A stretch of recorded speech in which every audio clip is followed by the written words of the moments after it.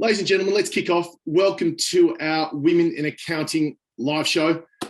Today being a virtual morning tea, which I mentioned before, not a virtual lunch. We usually have our little virtual lunch and we have our bubbles and glasses of wine or whatever it may be. So if you've got a cup of tea, I know I've been a little bit unwell, so I'm on some tea with some, I don't know, all sorts of concoctions in there. Becca and I were talking about that before.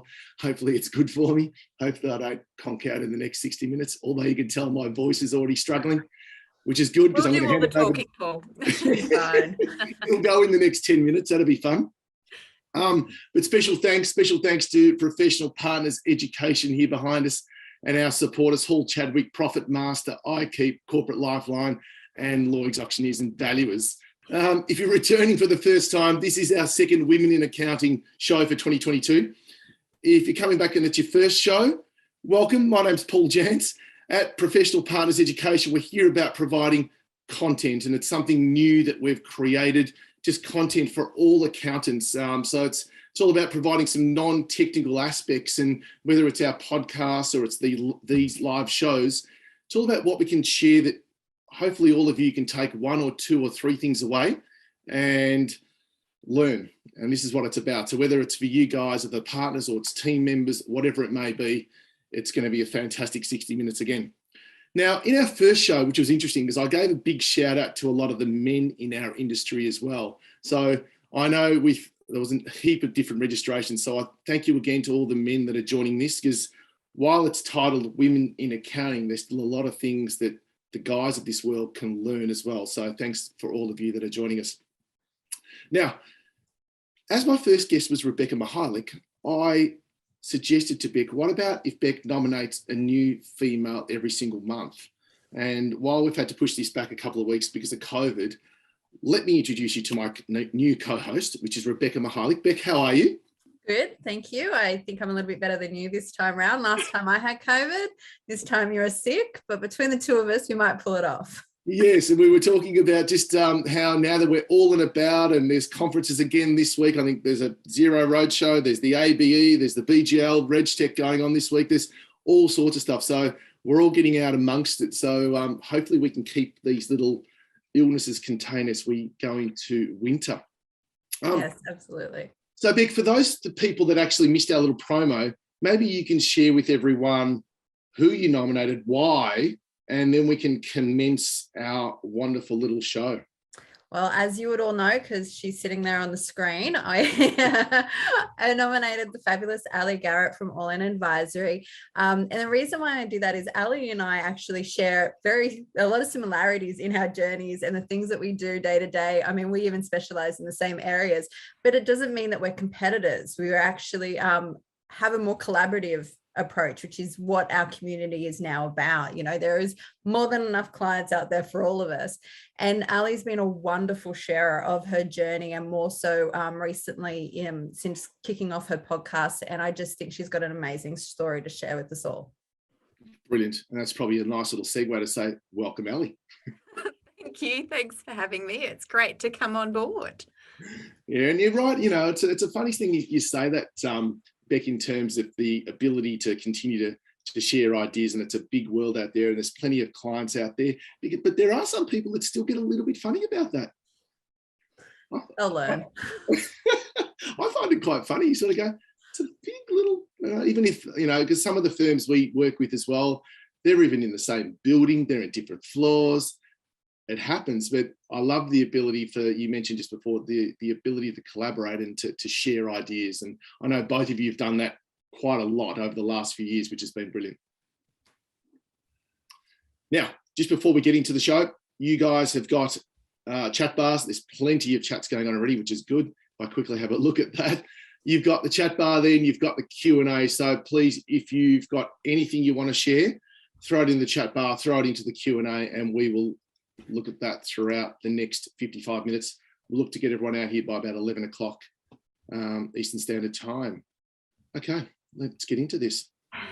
So, Aly, yes, already mentioned, like me, you really carved out your own journey in the last couple of years. But what I'd really like you to kick off talking about is why you actually decided to leave behind the traditional path we both started on and kick off All In Advisory. Like, what brought you to this point that you didn't want to do what you were already you'd been doing and what our traditional path was?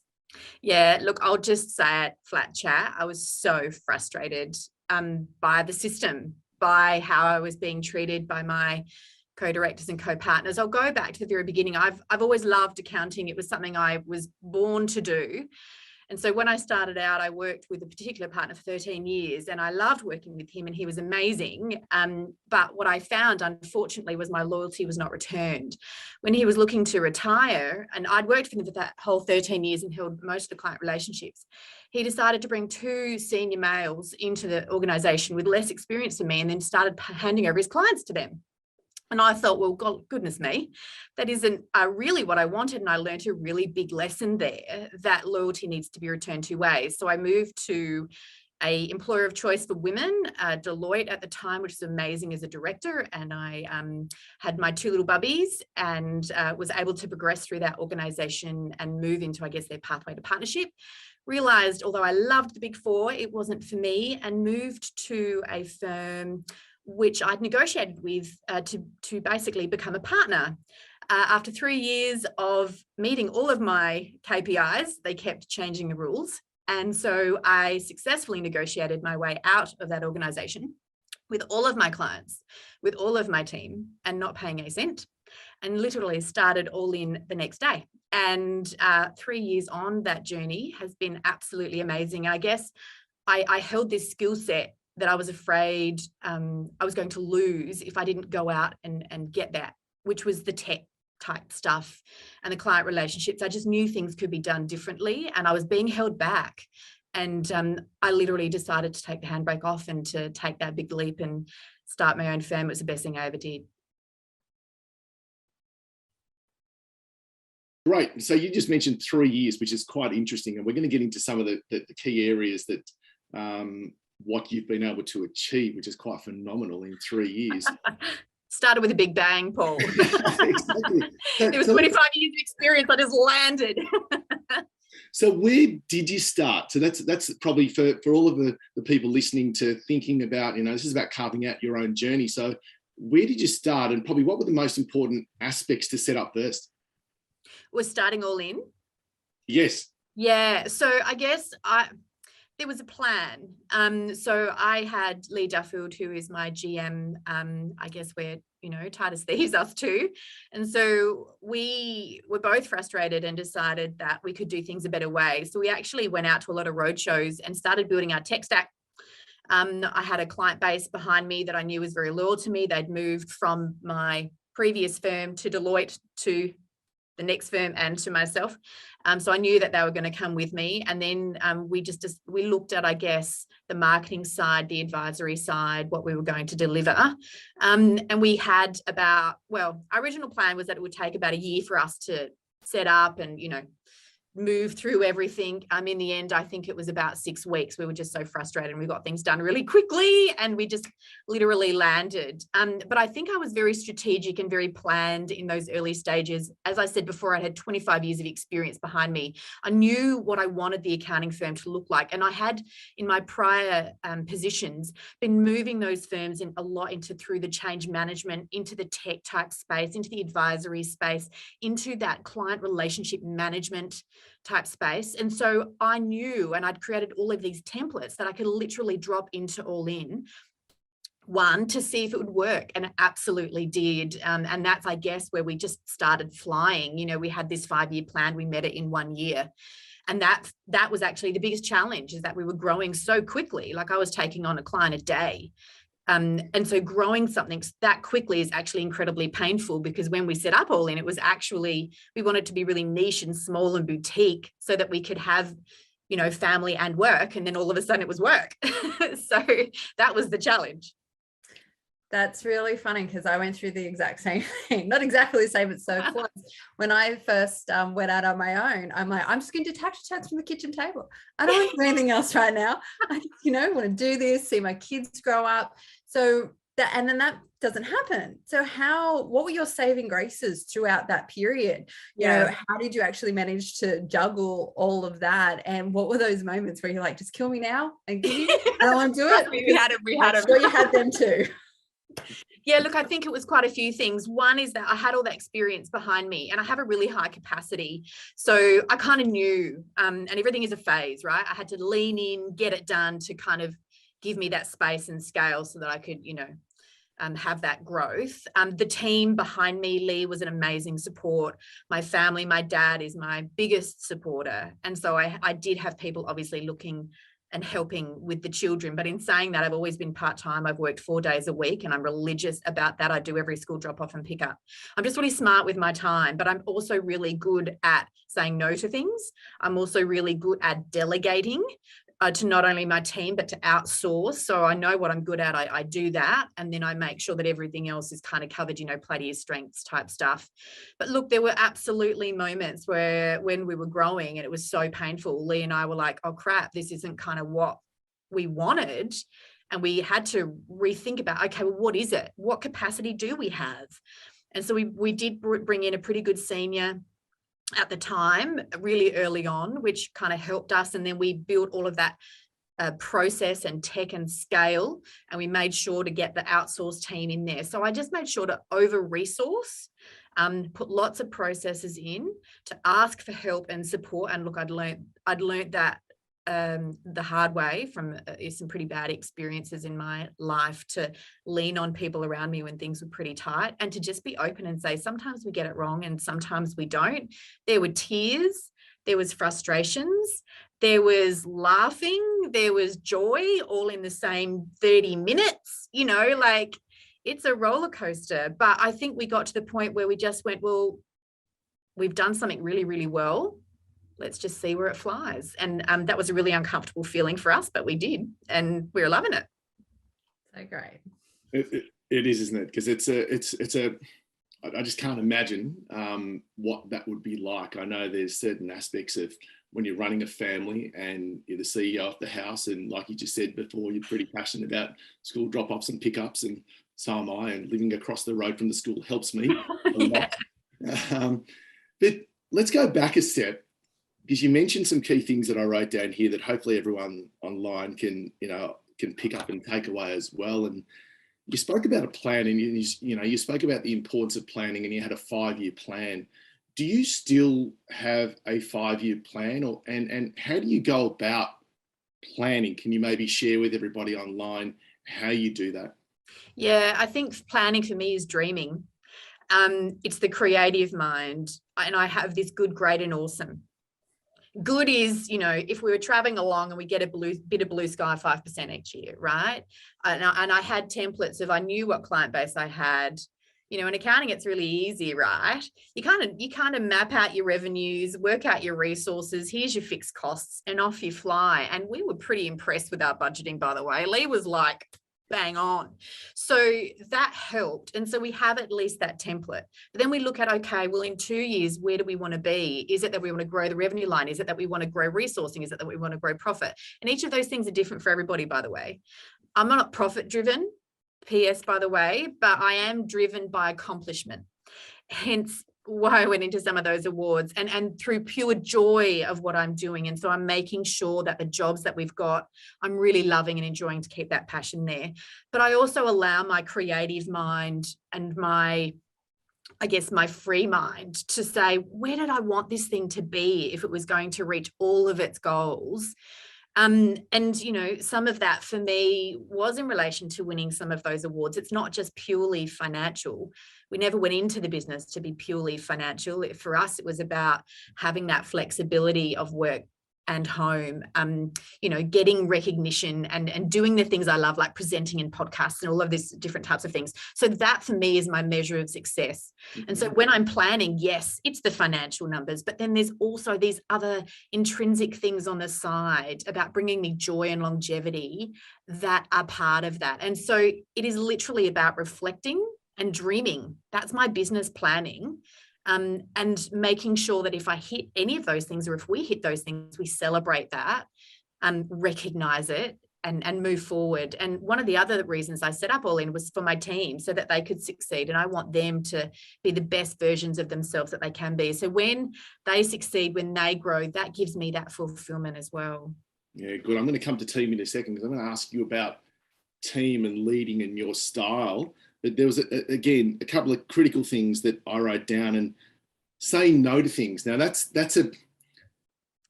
as people that like to run their own businesses, I'm going to go out with we tend to be, I'll put my own hand up. We tend to be control freaks. Okay. So there's yes, there's OCD in me.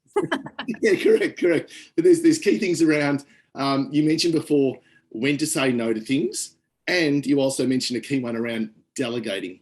Now, delegating becomes an art, but there's no doubt you get better and better in that. Have to trust your team. Yeah, well, that's right. So is there things that you can share with us with regards to how you went about that, and how it's the old scenario, some people delegate, but they still want to control. How do you stop yourself from doing that? Do you know, the best lesson I ever learned was when I went and had my first child. I was a micromanager, and then I had my first child, came back, and all my team had actually improved without me. And I went, holy crap, I'm holding them back.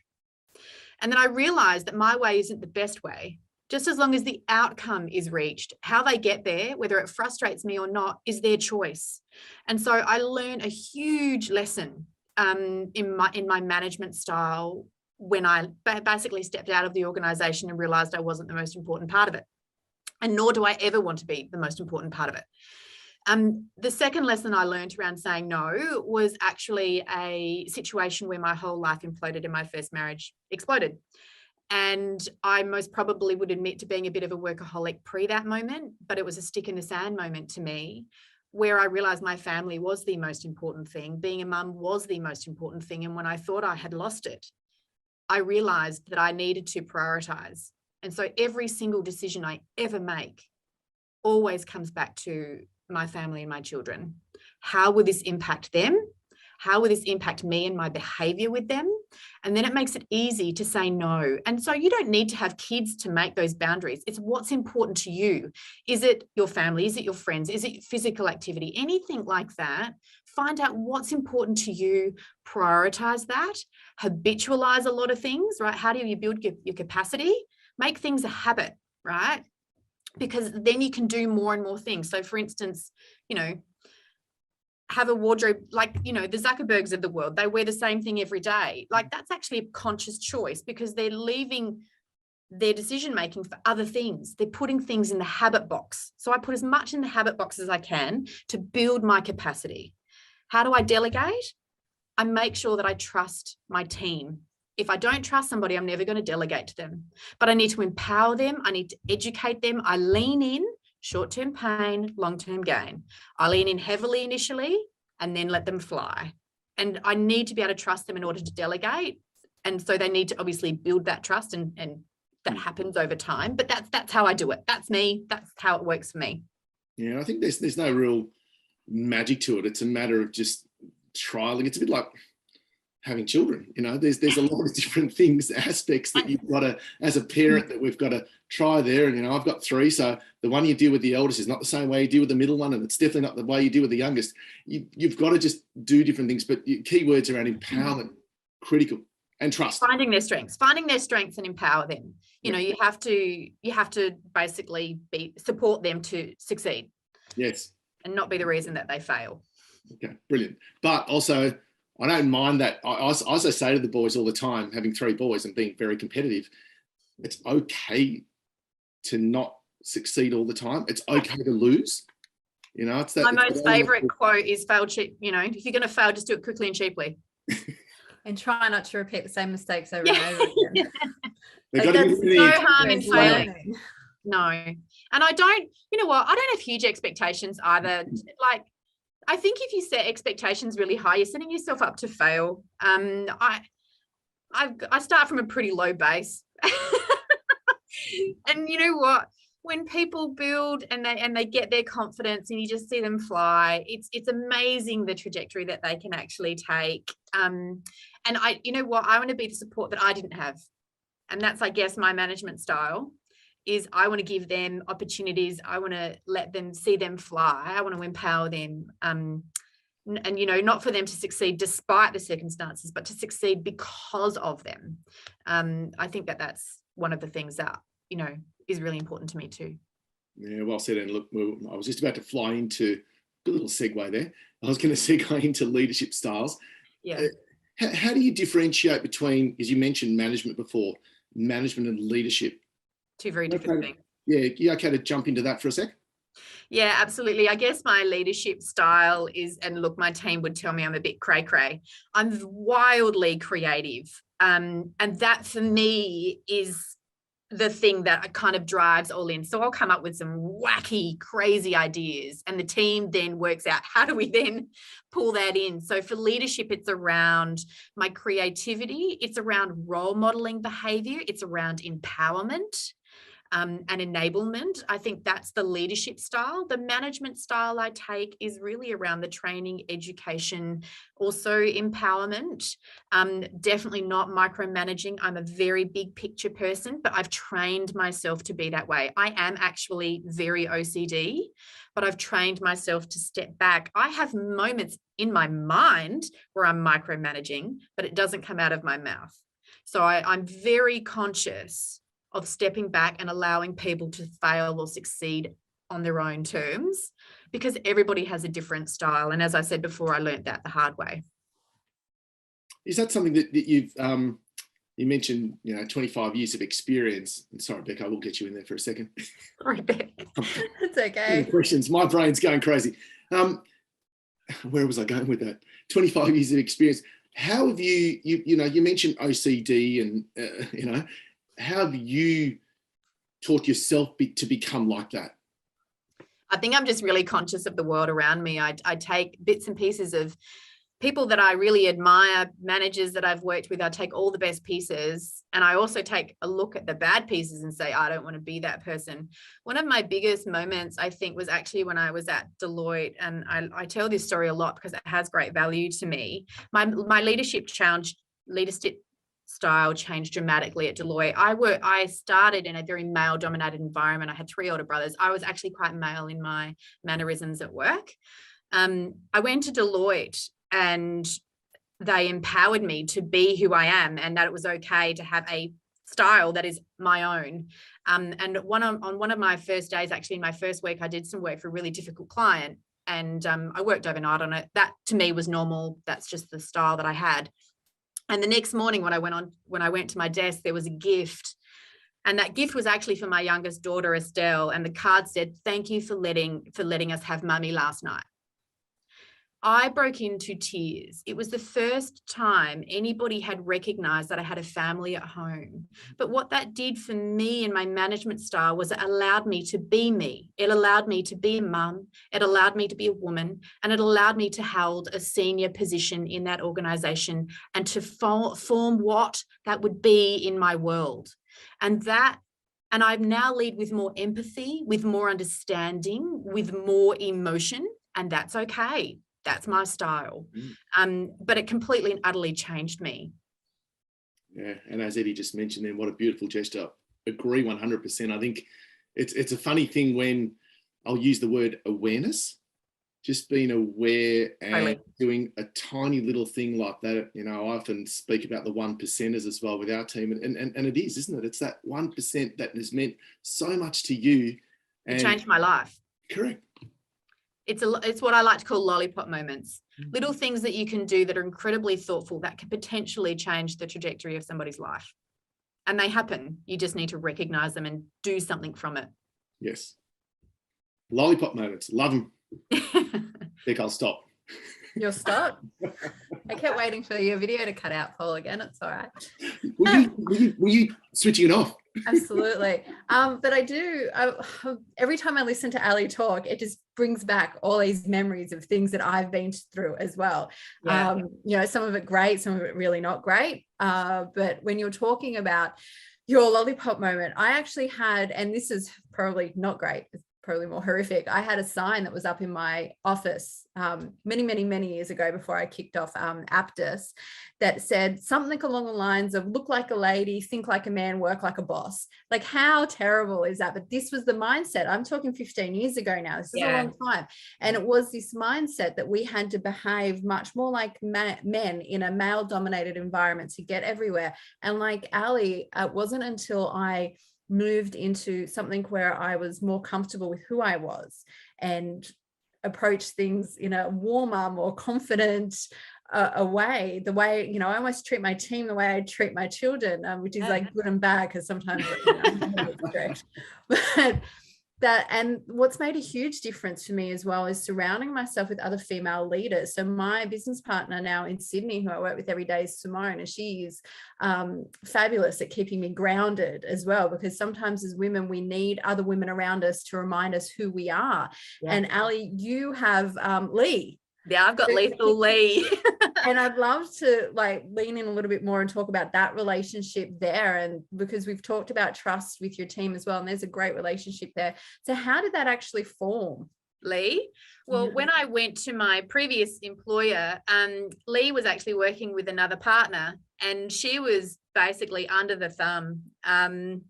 She had no freedom, and she was under a manager that was quite stifling. And I saw her. There was a lot of things that I saw in her that I saw in me, and I made it my mission in life to save her. So I kind of did a few moves and got her as my own manager, and I allowed her to be free. I allowed her to do the things that she wanted to do. And Lee is a brilliant mind. She's got a master's of tax. She's incredibly brilliant. And she has strengths where I have weaknesses, and vice versa. So together we're an absolute powerhouse, but I respect her to the nth degree. I admire her incredibly. And I guess she's a bit like my work wife, but we spend time in that relationship. Like I will do, I will sacrifice for her as she sacrifices for me. I will want her to succeed just as she wants me to succeed. So I think in any relationship, there's give and take, and you have to respect that person. But I respect her enormously. And, without her, I don't think, we wouldn't have all into the place where we are now. I think it's two powerful women leading this organization. Yes, ultimately I'm the shareholder, but that doesn't mean she's not. In my world, she is, that's just how it plays for me. Now, she didn't actually want to be a shareholder. That was her decision. But ultimately, I think you need to just respect that person. And I knew how lucky I was when I found her. I'd worked with enough people to know. And, I've had a few of those people in my career, and I'm still friends with today. They just went into commerce and didn't stay in professional practice. So when Lee said that she was looking at moving on from where we were, that's when we kind of went, well, hang on. Something good could be happening here. That's fantastic. And I love what you said that you saw her. And that is a huge, that sentence has so much more meaning in it than just, I saw this person walking down the street. No. Yeah. I saw her. And that is amazing. Lee probably doesn't even remember this, but the first time I met Lee was before I met you. And it was all the way back, it was years ago. I was at this conference. I was talking a conference for Abdo in Adelaide. Yeah. And Lee was there in the crowd, and she was just there. And I don't know, she might be horrified. She looked so bored and uninterested, not in the content, but with the people she was sitting with. That would have been about right. You could see that she was stifled just sitting there. And I saw that in her as well. And when it wasn't long after that I saw the announcement between the two of you, I'm like, so great, because I actually knew of Lee before I knew you, which is really interesting. And a lot of people did. A lot of people knew Lee first because she was going out to all of the events. I was back with my little Bubba. She was very little at the time when we started. But and I think that's the thing. Sometimes, you have to be awake to the people around you. And if you see potential, if you see something in somebody, help them. Give them something to step up onto, support them. And certainly in my career, when I've taken those actions or been myself and been authentic, it is absolutely led to more success than me pretending to be something I was not. I call it the corporate veil. I wore it for an enormously long time, and I rebel against it now. So good. It is so good. So, Aly, where do you spend, again, sharing with everyone online, where do you spend the most of your time? You know, you mentioned you work 4 days a week. People are obviously fairly important. Lee's fairly important, but I'm sure the rest of your team are as well. Your family's fairly important. From a work point of view, where do you spend the most amount of your time and why? Yeah, look, it's certainly on the creative side. It's around actually the marketing, how we go out to market. It's around client relationships, building revenue. That's where I spend my time. I'm actually not allowed on the tools anymore. My team have told me off and said, walk away. And, you know, that's most probably not my strength anymore. You know, it's that classic, you build your technical skill and then become a people manager and then you lead an organization. I just don't have the time to get on the tools anymore. So for me, it is around what's next. How do we go out to market? What does our brand look like? What's our culture? That's actually a huge part to play. So I am still heavily involved in the people side of the business, not in the education side. That's more Lee and Rhett's bag, but more on the culture, helping people to move forward in their careers, understanding what they're wanting, bringing the joy. That's really where I spend my time in the business. Yeah. Yeah, look, I love the word you've used there a couple of times on the creative side. And funnily enough, I've started to do that a lot myself and allowing myself to only work 4 days a week as an example. But this is not about me, it's about you. I was going to switch it there for a second, isn't it? Oh, no, you're good. You're all right. All right, can't help myself. But on that, where was I going with that? Just on that creative side and allowing yourself to do that, you mentioned marketing.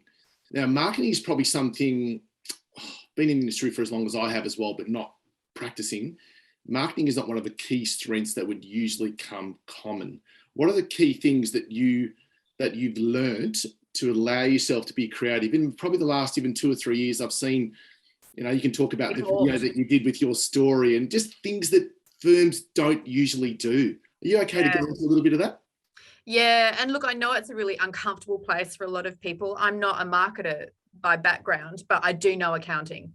And I do listen to clients and I do listen to what clients want. And also I listen to my team. And in fact, marketing is a lot more about listening and engaging listening rather than actually doing anything else. You're literally just trying to deliver what people are wanting, but you need to listen first.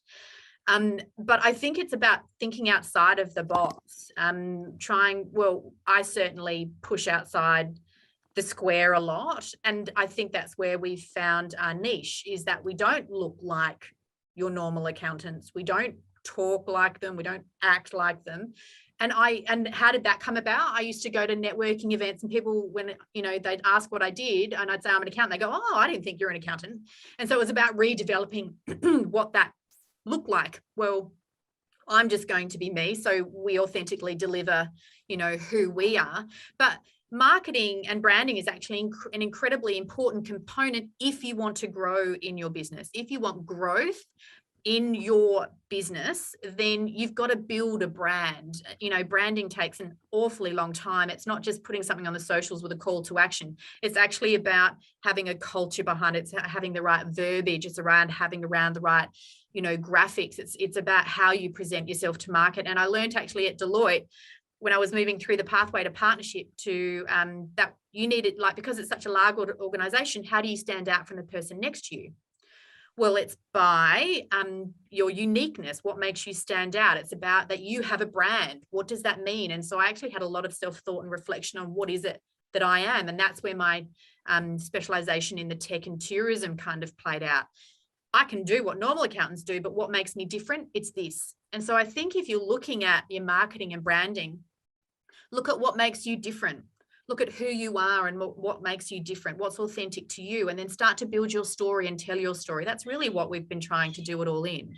It's our story. This is our story. And I think when you start to tell your story and the why, it then can create this congregation of people kind of feeling the vibe, you know. And so that's, I guess, where that's come from for me. And the more I've lent into it, the more I've enjoyed it. And it's kind of come to life. If you look at where we started at All In with our branding, if you look at where we are now and how we talk, we're actually a very different being. And that's us evolving and feeling confident and strong and knowing that we got this and people are going to like us for who we are. And if they don't, totally cool. We don't want you. Yes. It's a very, very good point. And, there's, I suppose, over my journey as well, and for everyone listening, there's a key one in there that Aly just mentioned, which is the why. A lot of people market the what. Yes. People buy the why. So think about that again. If you're not quite sure, go and do a Google search for Simon Sinek and have a look at Simon and what he's done. He's done a lot of TED Talks. He's just an amazing individual. But you can learn so much by just thinking about that for a second. Okay, well, what's our why? And you're not going to, you might not come up with it straight away, but it is so important that that's what people buy. They won't buy the what, but that's what most people will market, the what. And how. Interesting mind shift. Yeah, absolutely. And Simon was actually, I listened to that Why TED Talk and it completely changed my life. And I have pivotal moments in my life. But the difference is that a million people can listen to that same thing, but what are they going to do with it after? This is the difference. Yeah. You can sit here and listen to me for an hour. It won't change your life, but if you do something, it might. To do one thing, and this is what I tell people, don't stop wasting your time. If you're not going to do anything about it, stop wasting your time. If you're going to spend an hour doing something, do one thing differently. Do one action, take one action. And this is, I guess, there are pivotal moments in my life where I've heard something and I've gone, boom, even Zero, right? When Zero came along, that completely changed the trajectory of my career. Like then I focused on tech. Then I had a differentiator. I had something different. And where have we gone and where has my success been built? Tech. So, I think sometimes it's not about all these great little things. It's about actually doing something with it. Yeah, it's true. And you mentioned also tourism and travel there as a couple of, you mentioned tech, then travel, tourism as key sectors that you've moved into. Was that something consciously that you moved and said, right, I'm going to become the specialist in these areas? I think it was a strategic move to differentiate brand. I looked at my client base and a lot of them were in that particular space. I also understood it really well and I enjoyed it. And I like working with the people in that industry. I guess every industry has a particular type. And I enjoyed working in that industry. I also found it very easy to network in that industry and to find opportunities to present, because it's not one that has high margins. And so a lot of the bigger firms aren't really that interested in it. But for me, it was a great space to be. It just fit me. It would also fit really well with your tech expertise, because in these industries that have low margins, this is where the tech becomes super important. And I love the webinars you put out on that. I watch them. Yeah, see? And so it absolutely has value. And so everything kind of aligned and was kind of in this little pot of, oh, this is it. And, we just kind of found our niche. But these things take time. Like I've been focusing on tourism for over 20 years. It's not something that, I'm going to pick tourism today and I'm going to put out a blog and therefore I'm a specialist. You actually have to have people in that industry, there's different lingos, there's different languages for every industry. Learn it, lean into it, network, right? Get uncomfortable. That's another thing I tell people, like you're going to get nowhere sitting in your comfort zone, get uncomfortable, get used to that feeling. And then it becomes normal. Like I used to be absolutely petrified of doing speeches and talks. And like this was a long time ago, but now I absolutely love it. But how did I get comfortable with it? I just kept doing it. I used those nervous butterflies, as this is like, I'm feeling good. And I think it's important to have that as well, because no one, like, look at you now. If you've said that to me before, I would definitely not think that. But take us all. I was the shyest person in my class. But you take us all back to that stage, and it's never comfortable. But I think you're right. Learning new ways of coping and the butterflies, and they're good things. Getting nervous still when you go up on stage to present in front of, whether it's 5 or whether it's 1,000, it's exciting, and using that energy, which I feel is exciting. Yeah, absolutely. And it's how you think about it. It's a mind game, right? Yeah. Our minds are one of the strongest muscles. We need to actually use it. We can't let it control us. We control it. Correct. Now I'm going to have to refer to some notes here, because I want to talk to you and ask you to talk to us about painting the picture here with some of these awards that you've been able to win for All In Advisory. So I wouldn't be able to name them, so you say it. marketing as well. But you had an amazing year last year for 2021. So Partner of the Year, Overall Excellence Award of the Year, 2020 Boutique Firm of the Year, was it? That's right. Yeah, less than 30. Yep. And then we got Zero Cloud Champion, which was a big one for us. There you go. So Zero Cloud Champion. Then you're also Firm of the Year. So you've been, Startup Firm of the Year. And then what Beck was involved with the top 50 women in accounting. Yeah, that's right. Yeah. And there was a few more before that. But yeah, look, and that was actually a really strategic move for us when we started All In, being female-led in an Adelaide environment. We were just a bit worried that people wouldn't give us the cred. So we decided to, I guess, enter awards, and we had great success. Now, in saying that, I actually put an enormous amount of time and effort into those awards with great thought. So it wasn't just, a couple of words on a page, because they had meaning, they had value. It was also a great reflector. It was great because, it helped you to plan forward. It gave us great direction. It gave the team direction. And then when you win, you're like, oh, wow, that's cool. And the team thinks it's great. And your clients think you're the best. Even though, it's an award, it doesn't mean you are the best. It just means at the time somebody liked your submission. But, I think for me, there was great value in doing that. It absolutely 100% built the brand and it built the credibility. Now, in saying that, I am not putting in for any more awards. You won't see us on the award circuit this year, more because I want other people to have that same recognition and feeling. And we've kind of done what we needed to do, and we had more success than what we ever imagined. And my team felt good. And so I'm like, okay, let's just hold on that. But look, there was certainly great value in it. And to be honest, I most probably wouldn't be sitting here on this webinar talking with you today if we hadn't have won an award or two. Is there a standout that out of all the ones, you mentioned there was a few others, which you're right, I had a list, but I didn't go through all of them. But, and I still, I remember having this conversation with you maybe 24 months ago. Last year, yeah. No more awards. And then bang, you go up there with a couple others. Let me tell you a story. I was finished. Lee was not. Lee really, really, really wanted Zero Cloud Champion. And so I actually did that award for her. And it nearly broke me, that award submission, because I really, really wanted it for her. So, and we got it. So that was Lee's award. That wasn't mine. That was Lee's. And so, but I guess the one that means the most to me was with the Accountants Daily, because that was men and women. And that was Boutique Firm of the Year against some pretty stiff competition and overall excellence, And look, I didn't get thought leader because Beck got that one and she well deserved it. But, I think the recognition, I have to tell you, it did healing in me. I put a video up, and it's most probably still all over the socials, of my reaction to winning. And, my thought process at that time, excuse my language, I'm sorry, but I'm going to swear, was fuck everybody. Fuck you. I was able to do it. Like everybody that had ever told me no, everybody that had ever said you can't do it, everybody that had said that's a stupid idea, everybody that had said, no, you don't have what it takes, everybody that had said you don't have the right tone in your voice to win a client. I was like, screw you. I knew I could do it. This is what you can do. That was my reaction to winning that award. Was that a healing moment for me? Yes. Yes, it was. That is so amazing. And I've said before about awards, the best thing for, and I love that you won the award in the Accountants Daily, so it's men and women, but a great thing for women about other women winning awards is we don't have enough people to look up to.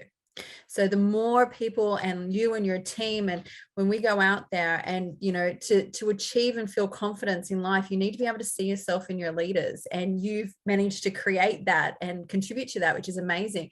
But I'd love to really, really know is, Aly, who inspires you? Do you know what? It's all the women around me. It's you, Beck. It's Lillette. It's Nat. It's Kylie Parker. It's Kelly Chard. It's Brooke Kaira. It's all of the strong, powerful women in our industry. Lethal Lee, right? It's all of those people around me that inspire me, that empower me, that I see things in and I'm like, you go, girlfriend, you go. Like I want I want to see other women step up and own their power. Like it gives me more joy, to be honest, seeing Lee win something than me, because I'm super excited for her. Like, she deserves it, right? Like, when you got thought leader, I'm like, yes, Beck, yes, you deserve that. You own that, woman. Like, that is true to my core. That is what I love about it. And you know what I love about those awards is that you can step up. It's just something that you can step up onto. I don't care why they did it or how they did it, but it's the outcome. It's the result. It's the empowerment. And you're right, Beck, it's the role modeling. But I get inspired by a lot of people all around me, not just women, men too, who I see the little things. It's not just one particular person. It's little things that I see in people and I think, oh, I love that. That's such a wonderful thing. You know, it's all of those little things.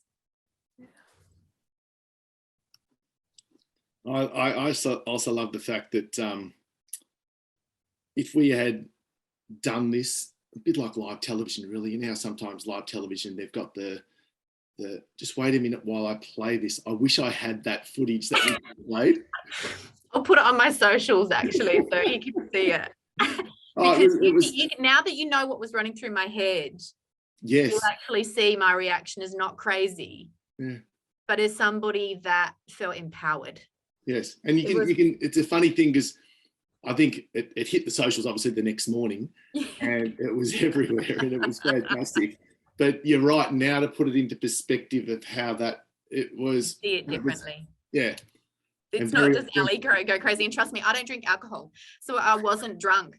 This was actually a really raw, deep reaction in my very soul. It's pretty cool. It's pretty cool. Now we are just checking time. No, we're good, because we're going to have time for questions soon. I know there's a bit going on in the chat bar, which I'll have a look at soon as well. Where are we? We're at the end of April. End of April, approaching May, new financial year coming up, a good opportunity. You know, I think, again, I'm always a very structured planning person. Is there some advice you can give some of our listeners in terms of, I always used to use this when I did my coaching, in terms of what we're going to start, what we're going to stop, and maybe what we're going to continue. Is there one thing that you can share with everyone? What's one thing that you're looking forward to starting? What's one thing maybe you may stop? And what's one thing that you may continue for the new financial year? Yeah, oh, wow, that's a really challenging one for me. Continue, I think, is just continuing to lean into the culture of our organisation and the growth, and empowering our people. Stop. What am I going to stop?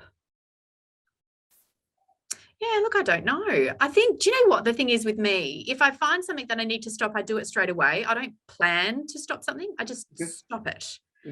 And look, I'll be honest, we were working from home in the first few months of this year. Our culture went to poo. We had some people really struggling, and so I had to bring back everybody and have some really deep, honest conversations with them, get them back on track. And so I guess we had some very honest conversations, and so we stopped some of the behaviours that weren't helping the organisation. What will we start? I think starting for us, well, we've done so much already.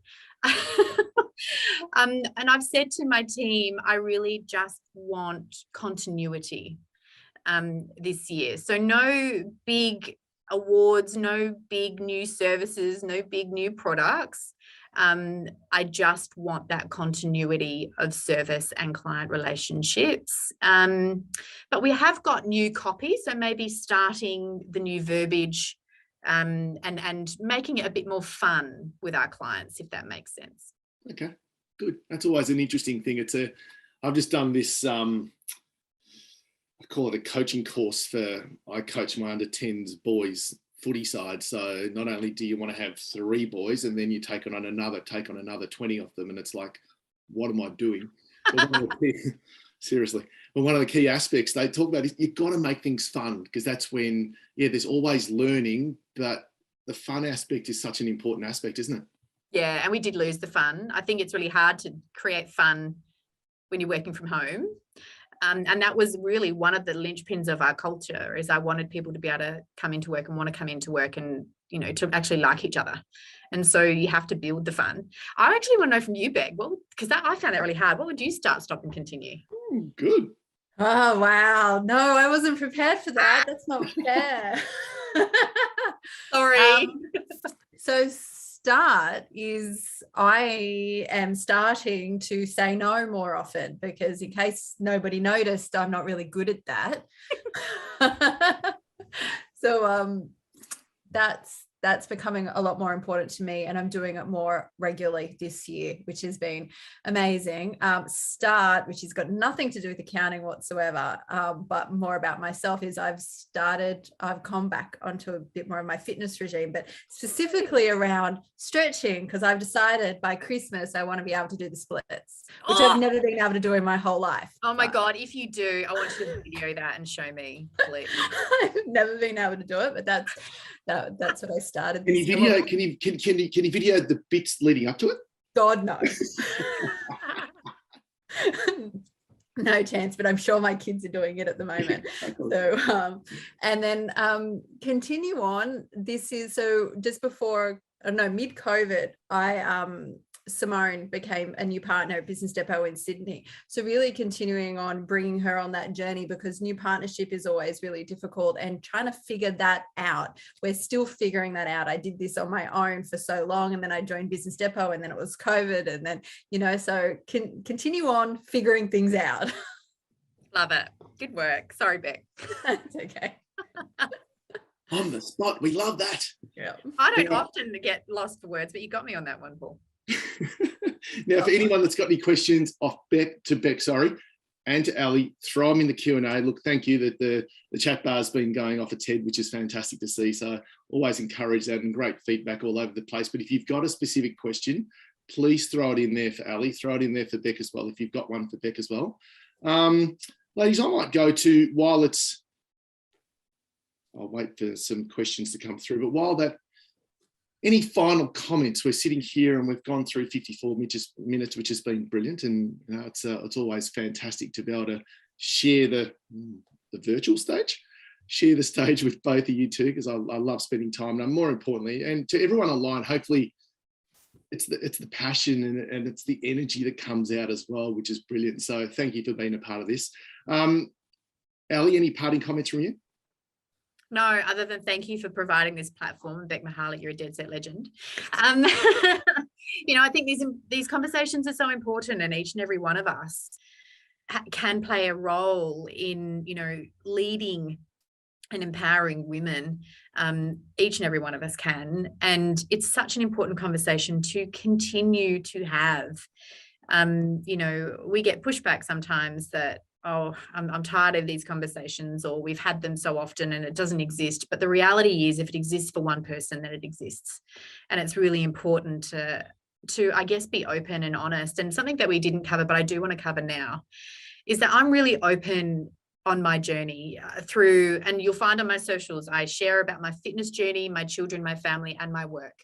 Because I want people to understand that there's highs and lows in everything, right? And that, I want to be, I guess, I didn't have people that were open with me about the realities of how it all works and fits in. So I want to be as open as I can to help others move through that journey. So I have been incredibly transparent and incredibly vulnerable, but I do that for you. I do that so that you can get something from it, so that you can feel that you're not alone, so that you can feel that you have the ability to move forward and to take action, and that you are a powerful, strong person, and that you can do this even if there are challenges. So hopefully you've taken something from today, and just do something with it. Yeah, brilliant. Beck, any comments? Aly is one of my favorite people to hang out with. And it's really interesting because we developed a friendship during COVID online, and barely have actually ever been in each other's real presence, except tomorrow we get to share a stage again, which is exciting. So we're both in Brisbane BGL.